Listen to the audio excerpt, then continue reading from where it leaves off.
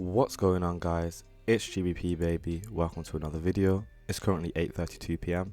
on Sunday the 29th of October, and I hope everybody has had a good week and weekend. We're going to get straight into the charts. I'm going to be running through my expectations for the new week, but before we get started, I do want to preface by saying that next week we do have interest rate announcements on the Wednesday, that's FOMC, and then Friday we have non-farm payroll. So with these things in mind, we know we can go into next week with the understanding that most of the volatility and most of the price action is going to be happening towards the end of the week. What does that mean for us?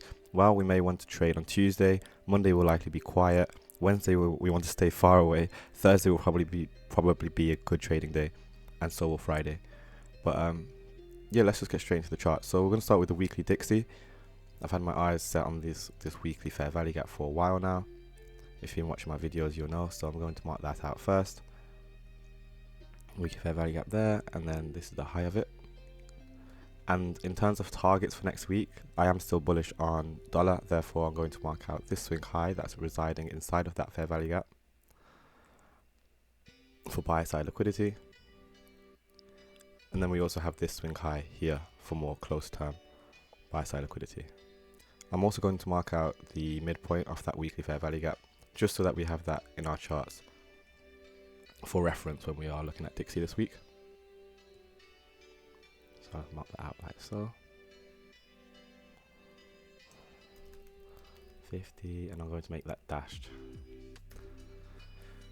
So if we look at last week's price action, you can see that we came down. We took out sell stops resting below these relative equal lows here, trading into this fair value gap. I'll just show you this now.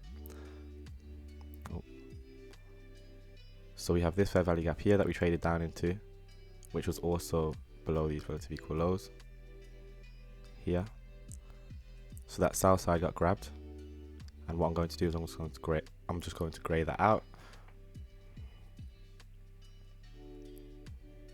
and then you can see the same happened for this buy side liquidity on the same week. Now the fact that we took out both sides of this, I did say we'll probably close within this range as we did, but with FOMC and all these high impact news releases in the new week, I am expecting an expansion outside now, which means we've got to figure out which side do we want to see expansion from. Well, considering we're continuing to be bullish, considering we respected this fair value gap, considering this order block is respecting this order block as well in terms of volume, I want to see a continued push higher into that buy side liquidity. So these are all things that we need to consider. Now that this is an order block, we should also mark out the midpoint of this. Why? Because that will give us mean threshold, which price shouldn't go below if we are to remain bullish onto the upside. I will be lenient in allowing price to come down to the 50% level of this wick as well, but I would overall I'd like to see this order block, and it's an order block because we traded through on the upside, although we haven't closed on it yet. Although I do want to see this continue to get respected. So what I'm going to do, I'm going to mark out the order block completely, drag it out, and I'm going to make it quite a light blue. And then let's just drop down to the daily and have a look. So you can see how Tuesday we came up, Wednesday we continued to push up, and then Thursday we took out that swing high, and Friday we had quite consolidated close in terms of traded up and came back down into this fair value gap. Again, you can see how we took out the buy side liquidity residing below there, took out this buy side liquidity, and now, as I said previously, I would like to see a continuation to the upside. One thing that I'm definitely going to take note of is this fair value gap. I would like to see respect. I would like to see continued respect of this fair value gap if we are to be bullish. So I'm going to mark the outlooks like so, meaning that Monday and Tuesday, yes, price can come down, but preferably I'd like to see this fair value gap get respected on the daily. So I'm just going to mark out that midpoint as well, so we can see how price acts around it in the new week. Let's go down to the 4 hour now, and you'll see how volume has continued to stay above these swing highs. How volume has continued to stay above the 50% level of this daily fair value gap.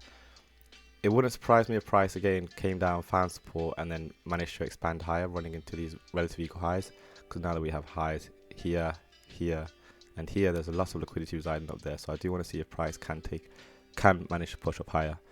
Let's say price does come down lower. We can go to the weekly, and I'll show you the lowest I'd want to see price trade down to. So that would be the 50% level of this. And if we go back to the 4 hour, You can see that's all the way down here. However, I highly doubt price is going to want to come down there for a while now, because it seems to me that positions have been accumulated here. It seems like we're accumulating more here, and I'd like to think that we would expand higher and let go of our positions within that fair value gap where there is that massive weekly and monthly fair value gap. So that's what price I can see is drawing itself up to. So these relative equal highs as well, I think we should definitely mark that out as buy side liquidity. However, I'm going to thin that line because it is on the 4 hour. But yes, I'd like to see a push. Generally speaking, I'd like to see a push up higher. Obviously, it's still Sunday. Monday we'll have a lot more understanding of price action. And then again, with FOMC this week anyway, probability is a lot lower than usual. So we shouldn't be too hard on ourselves. We shouldn't be too precise in trying to guess the highs and lows of the week. But it's definitely something that we need to take into account within the new week. So let's just keep that in mind. Let's go down to the 1 hour. Again, pretty much the same. To be honest, these relative equal lows down here look very nice. In terms of sell sides, I wouldn't be surprised if price may want to come down here. So I'm going to mark out this fair value gap here. And I say that because this low here failed to take out these two relative equal lows. Although it may be protected, because you can see how this wick takes out this wick low. Hope this makes sense, guys. So we can see that this wick came down and took out this swing low, and then we moved higher and we're seeing continued support since. However, again, in terms of next week and creating the low, the low of the week has to be created at some point, right? Meaning that if price is going to fall and go lower, this liquidity residing below these lows here, I think is what we'd likely want to aim for. Because looking at this range, you can see that the people who are profiting right now will be the people that have been going long. So if the market wants to take out all those people that are profiting from going long, would have to come down, grab those stops, and then turn around. So that's another thing to consider. But again, we can't be too sure until we've seen Monday's price action. You'll also notice this 50% level of the complete range, complete range low to high. It's not uncommon for price to want to draw back to equilibrium after making a swing high. So that's another reason price may want to come down here, grab those stops before we see a proper turnaround in the market. And then remember, this blue box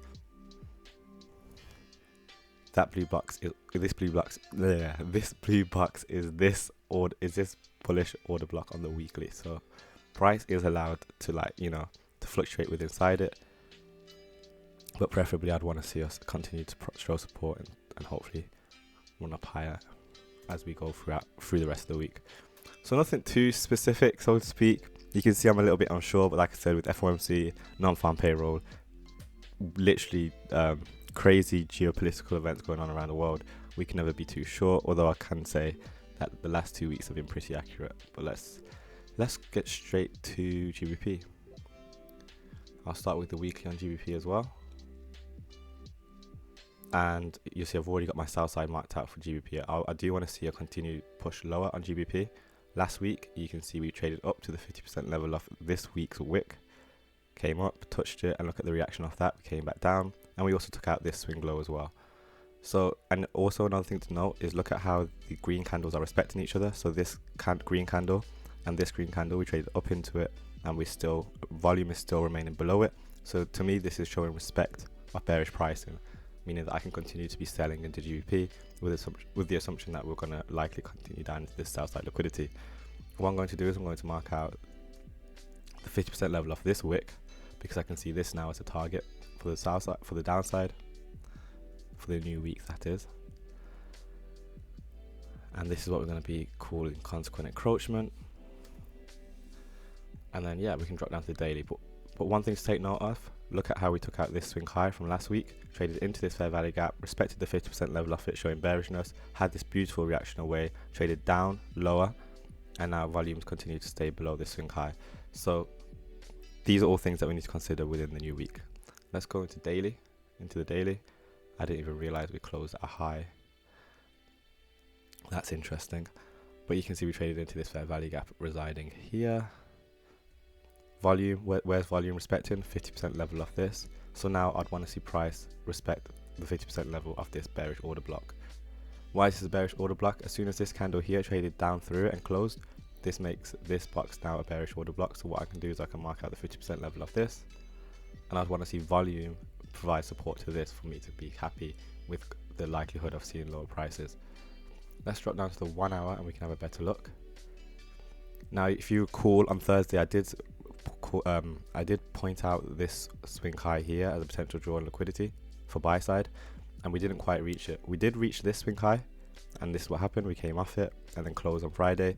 However, I can imagine now the fact that we didn't take out this buy side on the Friday, they'll likely want to do this on the Monday and Tuesday. So we'll probably see a nice rally up, you know, manipulating the market, grabbing all those buy stocks residing above there, and then use that to sell into the week and run down into the sell side liquidity here, and potentially reach for that consequent encroachment I just marked out on the weekly. Let's quickly go to the 4 hour and see if we can find any PD arrays at the consequent encroachment. Beautiful fair value gap resting here. So there's inefficiency down here delivered on the downside. So what can we anticipate? We can anticipate price wanting to fill that, assuming we are going to move lower in the new week. And it's things like this, guys, that allows us to have direction and guidance as we work our way through the week.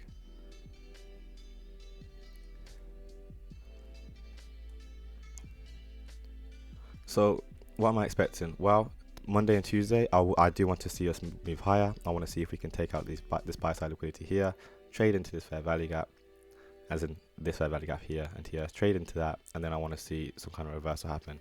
As soon as that reversal happens, or I see like a break in market structure or willingness to want to go down, I'd want to be selling into that and running into this sell side. Until then though, I'm going to stay away from the charts until I'm happy that this buy side has been taken and that we are actually going to be running lower for the rest of the week, whilst with the expectation that dollar does want to move higher. So that's one thing to consider. What's the 15-minute saying? Yeah, now we have relatively equal highs here and here, so price is going to want to grab that. You know, there's reason for price to draw up there. And yeah, it is possible we may even reach up into this swing high, and I say that because if we go to the 4 hour and we find the, well, no, let's see, 1 hour. We do actually have a breaker, high, low, higher high. So this swing low does act as a breaker, so price may want to wick up to this. So volume may stay below this 50% level, but price may want to wick up into this swing low where there is also an imbalance. If price does that, that's completely fine, and that would offer us an entry for a sell. Also, it's above a swing high, and what resides above swing highs? Liquidity, and this is a breaker, like I said, high, low, higher high, break lower. So that might offer us a nice big sell. But again, we need to see how Monday trades and get a better gist of the week in general. Finally, we're going to go to EURUSD. We'll start on the weekly.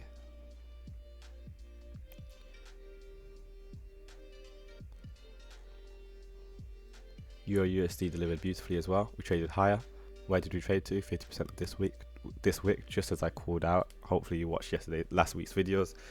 If not, no worries, you can watch this week's. But I did say I like the 50% level of this. You can see we didn't even reach it. The fact that we didn't reach it again shows a lot of bearishness to me. Pushed lower, and you'll see that Euro has failed to take out this swing low. Now, if we recall rightly, GBP did manage to take out a low. DXY did manage to take out a high. However, Euro has failed to take out a low. So what does that mean for Euro? Euro's got some catching up to do.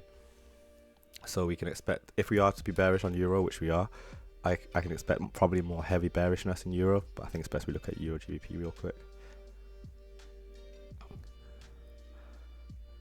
So yeah, that in general, I want to see lower Euro, of course, and then a push down into the swing lows here and here. In terms of liquidity, in terms of inefficiency, there's no direct inefficiencies. However, there is this beautiful wick here, which I can mark out the consequent encroachment off for price to want to reach to. The same way I did on pound just now on the weekly is what I'm doing here. So let's just get that marked out. So now that we've got that consequent encroachment, we can also mark out the south side liquidity that we know is going to rest below these two lows here and here. That's south side, and they're relatively equal lows. So price is going to want to draw to that, assuming we're bearish. Let's go to the daily. You see our Euro managed to get up 1, 2, 3. Then we've started to pull down now. We took out this swing low, which is nice to see.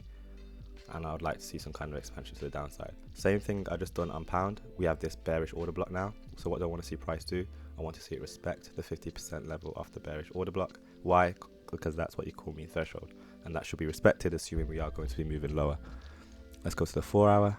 we have these beautiful relative equal highs, just like on pound. That price we want to quickly grab those stops, grabbing those stops above there, so we can mark that as buy side liquidity. Then we have inefficiencies here, here, and up here. So price can reach all the way to the top of this order block. Overall, though, I'd like to see it preferably, consolidate around this area and see a reversal here. One thing to note as well, we've got relative equal lows, beautiful relative equal lows residing here.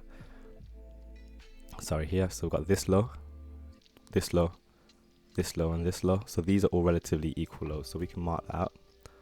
And price is definitely going to want to eat that for lunch. So we can mark that out as south side liquidity. But again, hopefully Monday, Tuesday we can see make the high, and then Wednesday, Thursday, Friday, when we have all that crazy volatility, interest rates announcements, all of that good stuff, we can start to see a run lower and into the south side and potentially that consequent encroachment. I am going to quickly check if there's any inefficiency on the 4 hour that price may want to fill. Not on the 4 hour, but yeah, let's go to the 1 hour very quickly. Trying to wrap this up now. So we have relative equal highs, just like GBP, this swing high and this swing high and this swing high. That creates relatively equal highs. So again, price is going to want to draw into that, grab those stops at the top of the week, and then hopefully pull lower. And yeah, that's pretty much everything, guys. Nothing too crazy. Again, interest rate announcements. FOMC Friday is going to be a craziness, and also it's the start of a new month. I forgot to say it is the start of a new month next week, so that's another thing we need to take into a lot of consideration. We're slowly getting close to that holiday period, and one thing about that holiday period is that it can get very consolidated, and you'll start to notice the market seem to go into their little consolidations. So yeah, the price is going to get interesting. I do remember December last year, around the Christmas time, price action wasn't the best, which makes sense, but we'll see how it is this year, see what we can do about it, and of course we're going to keep back testing. So that's going to bring me to the end of the video, guys. That's my expectations for the week. I want to see higher dollar, lower GBP, lower euro, and I'd like to see if price on dollar can quickly dip down, create the low of the week, maybe potentially below this swing low here. I'm going to get rid of this box here because I prefer to use the 4 hour for Dixie. I want to see if price can reach down here, grab the stops for the low of the week, and then move higher. And yeah, we'll have more information after tomorrow. Don't forget to stay safe, and I'll catch you in the next one. Peace.